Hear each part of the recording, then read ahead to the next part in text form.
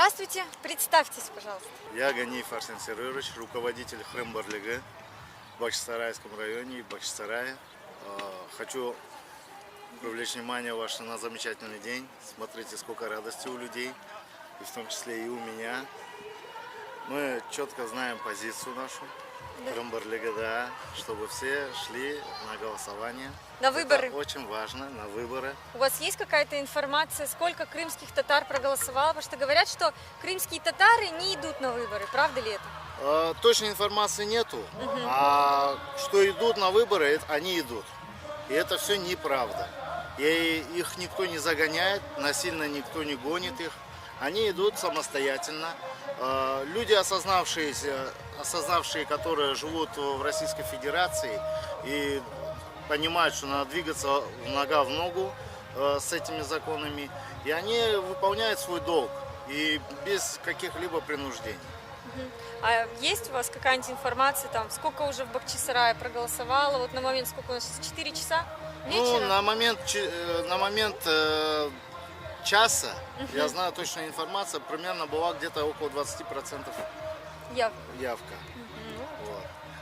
Имеется в виду с числа крымских татар, это около... Это из числа да. крымских татар. А так где-то было около 50%.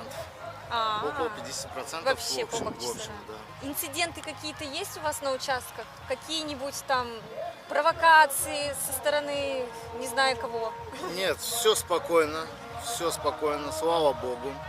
То есть не слышали ни о чем? Нету никаких инцидентов, никаких провокаций. И я скажу, надо отдать должное народу, который правильно мыслит, дружит своей головой, как говорится, не делают зла ни себе, ни другим. А по-другому не будет. Единственное, что да, на сегодняшний день на некоторых влияние идет извне. Идет, думаете? Конечно, идет. Большой процент крымских татар, на которых идет такое влияние? Или все-таки уже люди осознают что-то? Время? Их точный процент вычислить невозможно. Почему? Есть один попадается, 10, например, которые нормально относятся к этим вещам, а 1-2 человека, и по ним судить... Крымские татары не боятся идти на выборы? Насчет боязни нет у крымских татар, они не боятся идти на выборы. Есть другие моменты.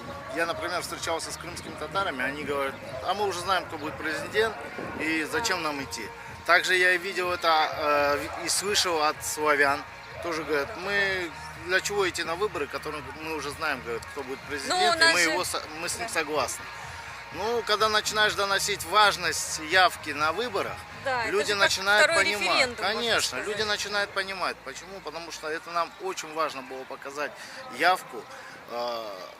Понятно, что они поддерживают президента, но здесь еще очень было важно показать саму явку.